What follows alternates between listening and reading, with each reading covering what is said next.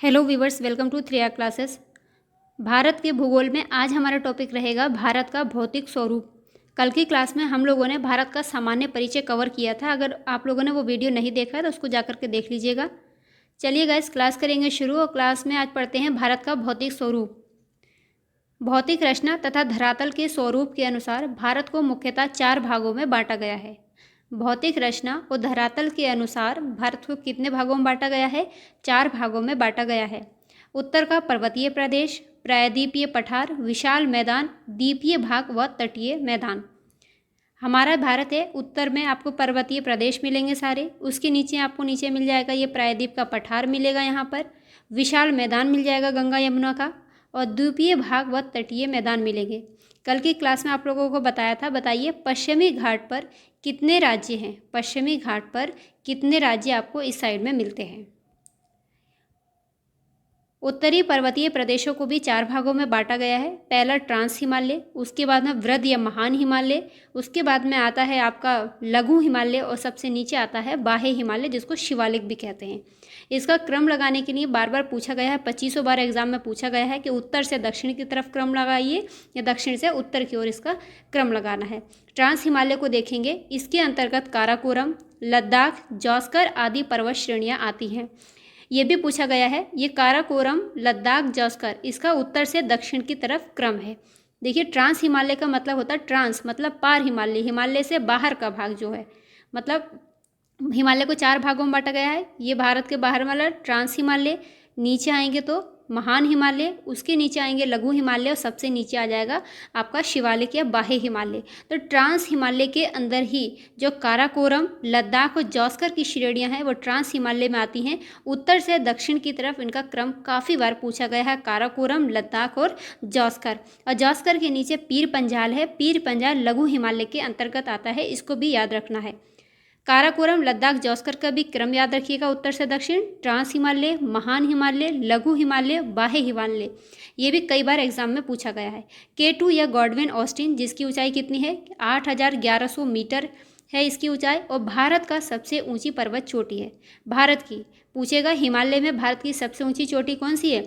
यह है हमारी K2। अगर हिमालय की सबसे ऊंची चोटी की बात करेंगे तो वो है माउंट एवरेस्ट, लेकिन माउंट एवरेस्ट कहाँ पर है? नेपाल में। भारत के संदर्भ में बात करेंगे तो K2 या गॉडविन ऑस्टिन, जिसकी ऊंचाई कितनी है? 8611 मीटर है। काफ़ी बार बच्चे इसमें कंफ्यूज हो जाते हैं, माउंट एवरेस्ट के साथ चले जाते हैं, जबकि माउंट एवरेस्ट में भारत में न होकर के नेपाल में स्थित है। काराकोरम पर्वत श्रेणी की सर्वोच्च चोटी है। क्वेश्चन यहाँ से ये भी पूछा गया है कि K2 किस पर्वत श्रेणी की एक चोटी है? तो याद रखिएगा, काराकोरम पर्वत श्रेणी की सर्वोच्च चोटी है कौन सी? K2, जो भारत की भी सर्वोच्च चोटी है। ट्रांस हिमालय तथा वृद्ध हिमालय को सिंधु सांगपो सिचर जोन अलग करता है। ये भी एग्जाम में पूछा गया है, वनडे एग्जाम में नहीं, लेकिन PCS वगैरह में काफ़ी बार एग्जाम पूछा गया है कि ट्रांस हिमालय यानी पार हिमालय और वृद्ध हिमालय के बीच में इन दोनों को कौन अलग करता है? तो याद रखिएगा, इनको सिंधु सांगपो सिचर जोन इनको अलग करता है।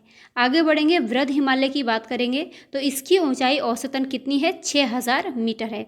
विश्व की सर्वोच्च चोटी कौन सी है? माउंट एवरेस्ट, जिसकी ऊंचाई कितनी है? 8848.86 मीटर है। इसी पर्वत श्रेणी का भाग है। मोस्ट इंपॉर्टेंट स्टार लगाइएगा। सर्वोच्च चोटी, विश्व की सर्वोच्च चोटी माउंट एवरेस्ट किस हिमालय का भाग है? तो याद रखना है, वृद्ध हिमालय का भाग है। और माउंट एवरेस्ट को नेपाल में सागरमाथा के नाम से पुकारा जाता है। कंचनजंगा है, नंगा पर्वत, नंदा देवी, कामेत, नामचा वरवा आदि ये भी वृद्ध हिमालय की महत्वपूर्ण चोटियां हैं। गाइज, इनको बार बार एग्जाम्स में काफ़ी बार एग्जाम में ये पूछा जाता है, इनका उत्तर से दक्षिण की तरफ क्रम लगाइए या इनका पूर्व से पश्चिम की तरफ, ऐसे भी आता है। तो कंचनजंगा, नंगा पर्वत, कंचनजंगा कहाँ पर है? सिक्किम में, सिक्किम, और ये नेपाल की सीमा पर है कंचनजंगा। नंगा पर्वत कहाँ पर है? जम्मू कश्मीर में। नंदा देवी उत्तराखंड में, कामेत उत्तराखंड में, और नामचा वरवा अरुणाचल प्रदेश में है। अगर पश्चिम से पूर्व की तरफ या पूर्व से पश्चिम की तरफ इनका क्रम पूछेगा तो याद रखना, नंगा पर्वत कश्मीर, नंदा देवी, कामेत, और ये कंचनजंगा, और उसके बाद में नामचा वरवा अरुणाचल प्रदेश में मिलेगा। आगे चलेंगे, लघु हिमालय को मध्य हिमालय या महान हिमालय भी, महान नहीं, लघु हिमालय या मध्य हिमालय कहा जाता है। देखिए इधर ट्रांस हिमालय, फिर उसके बाद में कौन सा आएगा? वृहद हिमालय, महान हिमालय, उसके बीच में लघु हिमालय और लघु हिमालय के नीचे बाह्य हिमालय या शिवालिक, तो इसको मध्य हिमालय भी कहा जाता है। पीर पंजाल, महाभारत, मसूरी, धौलाधार और नाग टिब्बा की श्रेणियां लघु हिमालय का ही भाग है, लघु हिमालय के अंतर्गत आती हैं। ये मसूरी जितने भी पर्यटक स्थल हैं ये सारे किसके अंतर्गत आते हैं? लघु हिमालय के अंतर्गत आते हैं। और ये एग्जाम्स में काफ़ी बार पूछा गया है कि पीर पंजाल कश्मीर में स्थित है, ये लघु हिमालय की सबसे लंबी श्रृंखला है।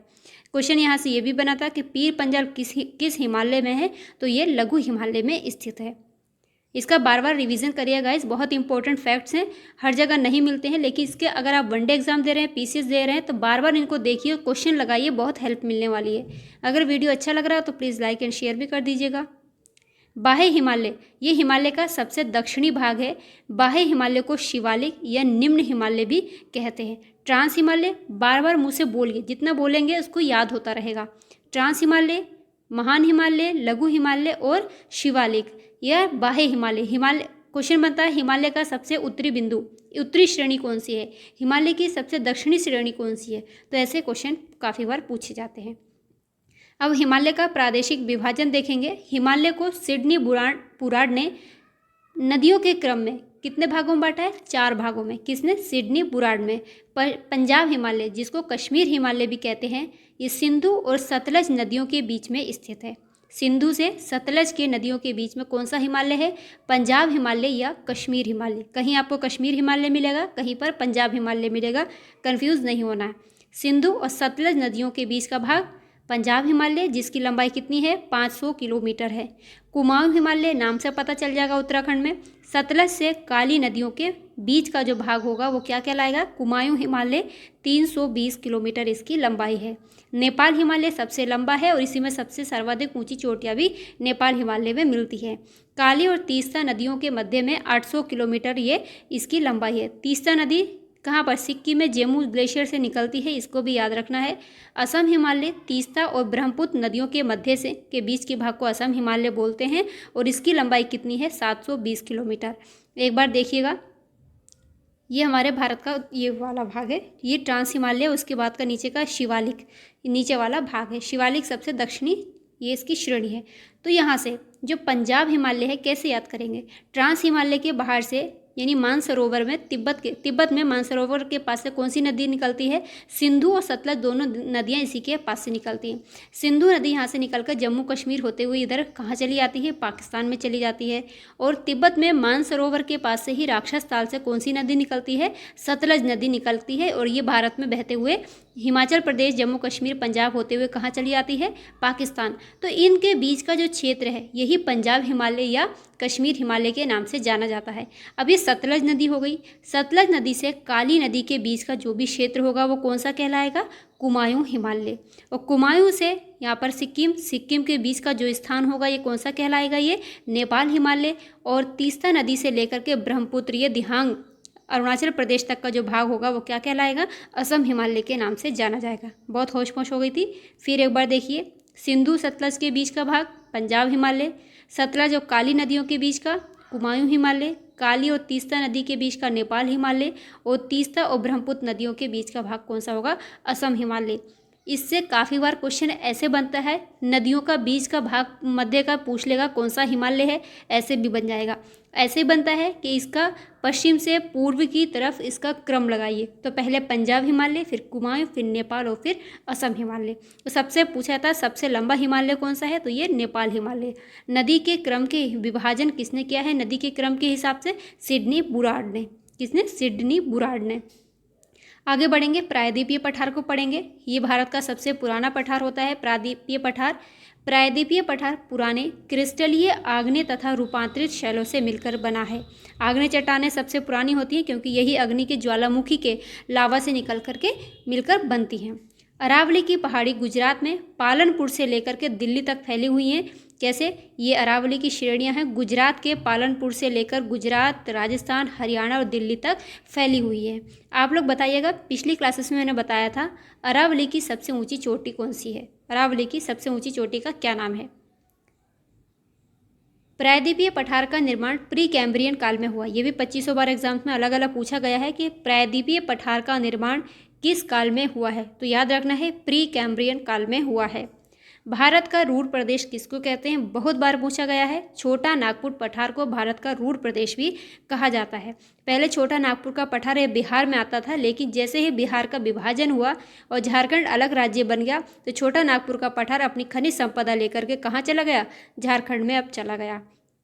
अजंता की पहाड़ी महाराष्ट्र राज्य के औरंगाबाद जिले में स्थित है। पढ़ने का मज़ा तभी है जब आप उस चीज़ को किसी दूसरी चीज़ों से करंट से लिंक करते हुए पढ़ें। अब याद रखिएगा, औरंगाबाद जो है ज़िला, इसका नाम बदलकर संभाजी नगर कर दिया गया है। कहाँ पर है ये? महाराष्ट्र में। तो अजंता एलोरा की पहाड़ियाँ आप लोग जानते हुए, अजंता एलोरा की गुफाएँ जानते हैं, तो इसी से याद रखना है अजंता की पहाड़ी कहाँ पर है? महाराष्ट्र राज्य में स्थित है। दक्षिण भारत की सबसे ऊंची चोटी की बात करेंगे तो सबसे ऊंची चोटी है अनाईमुड़ी। ये भी काफ़ी बार एग्जाम्स में पूछा गया है। इसकी ऊंचाई भी पूछी जाती है और इसका ये भी पूछा जाता है ये किस पहाड़ी पर है। दक्षिण भारत की सबसे ऊंची चोटी अनाईमुड़ी 2695 मीटर अन्नामलाई की पहाड़ी पर स्थित है। उत्तर भारत का विशाल मैदान जिसमें हम लोग रहते हैं, उत्तर भारत के विशाल मैदान को सिंधु गंगा का मैदान भी कहा जाता है। उत्तर भारत के विशाल मैदान को विशिष्ट धरातलीय स्वरूप के आधार पर 4 भागों में बांटा जाता है। कौन कौन से भाग हैं? इनका क्रम भी पूछा जाता है। भावर प्रदेश है, बांगर, खादर और तराई प्रदेश, लेकिन ये इनका सही क्रम नहीं है। सही क्रम याद रखिएगा, पूछा जाता है शिवालिक। शिवालिक के गिरिपद के नीचे, मतलब शिवालिक के नीचे आपको क्या मिलेगा? भावर प्रदेश मिलता है। शिवालिक के नीचे मान लीजिए कि शिवालिक की चोटियाँ हैं, इनके नीचे का जो भाग होगा भावर होगा। यहाँ पे क्या होगा? मोटे मोटे कंकड़ पत्थर होंगे और नदी जैसे होती है शिवालिक से नीचे जब आती है तो यहाँ पर नदी विलुप्त हो जाती है, दिखती नहीं है। विलुप्त नहीं बोलेंगे, लुप्त बोलेंगे, मतलब दिखाई नहीं पड़ती है, पत्थरों के बीच में ऐसे खो जाती है। जैसे ही इसके आगे चलती है तो तराई प्रदेश मिल जाएगा आपको, ये तराई प्रदेश मिलेगा। और यहाँ पे क्या होता है? मच्छरों का प्रकोप बहुत होता है, दलदली स्थान होता है, ये रहने जगह लायक जगह नहीं होती क्योंकि इसमें बीमारियों का भंडार होता है। एक एक उंगली के बराबर यहाँ पर मच्छर पाए जाते हैं। तो ये तराई प्रदेश हो गया। तराई के नीचे जाएंगे तो यहाँ पे कौन सा मिल जाएगा? ये बांगर प्रदेश मिल जाएगा। बांगर को पुराना जोड़, इसको बांगर को क्या बोलते हैं? पुराना जलोढ़ के नाम से जाना जाता है। और बांगर के नीचे मिलता है खादर, जिसको क्या कहते हैं? खादर को नया जलोढ़ कहते हैं। तो इसका उत्तर से दक्षिण की तरफ क्रम याद रखिएगा। शिवालिक के नीचे आपको मिलेगा भावर प्रदेश, भावर के नीचे मिलेगा तराई, तराई के नीचे बांगर जिसको पुराना जलोढ़ बोलते हैं, और बांगर के नीचे मिलेगा खादर जिसको नया जलोढ़ बोलते हैं। और खादर पे ही हर वर्ष नदियाँ ला करके अपना गाद यहाँ पर जमा करती रहती है, जिसके कारण इसको क्या बोलते हैं? नया जलोढ़ बोलते हैं। और यहाँ पे उपजाऊ मिट्टी मिलती है। काफ़ी बार एग्जाम्स में अलग अलग तरीके से पूछा गया है। द्वीपीय भागों की बात करेंगे। अंडमान और निकोबार तथा लक्षद्वीप भारत में 2 द्वीप समूह है। अंडमान और निकोबार द्वीप समूह बंगाल की खाड़ी में स्थित है। अंडमान और निकोबार द्वीप समूह में कुल द्वीपों की संख्या कितनी है? 572 कुल द्वीप हैं अंडमान और निकोबार में। इसमें लगभग 550 द्वीप अंडमान द्वीप समूह में है और लगभग 22 द्वीप जो है निकोबार द्वीप समूह में। अंडमान और निकोबार के नाम से इसको जानते हैं। 550 कहाँ पर है? अंडमान में। और 22 द्वीप कहाँ पर है? निकोबार में। पूछा जाता है अंडमान और निकोबार को कितने डिग्री चैनल अलग करता है? तो याद रखिएगा, अंडमान और निकोबार को कितने डिग्री चैनल अलग करता है? 10 डिग्री। अंदर से कभी कभी क्वेश्चन भी पूछ लेता है, इसमें भी मध्य उत्तरी अंडमान दे देगा, मध्य, दक्षिणी या लघु। तो याद रखिएगा, लघु अंडमान और कार निकोबार के बीच में लघु अंडमान और कार निकोबार को 10 डिग्री चैनल अलग करता है। आगे बढ़ेंगे।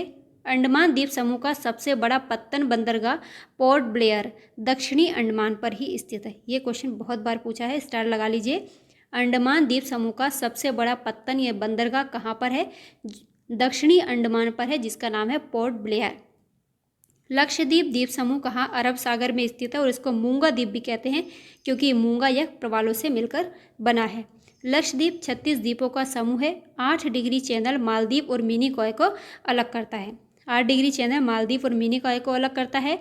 और अभी मैंने बताया कि 10 डिग्री चैनल ये लघु अंडमान और कार निकोबार को अलग करता है। एक बार देखिए यहाँ पर सबसे, जैसे अंडमान निकोबार द्वीप समूह ये मिलेंगे तो सबसे ऊपर कौन सा मिलेगा? उत्तरी अंडमान। उत्तरी अंडमान के बीच में मध्य अंडमान, उसके बाद में मिलेगा दक्षिणी अंडमान और सबसे नीचे मिलेगा लघु अंडमान।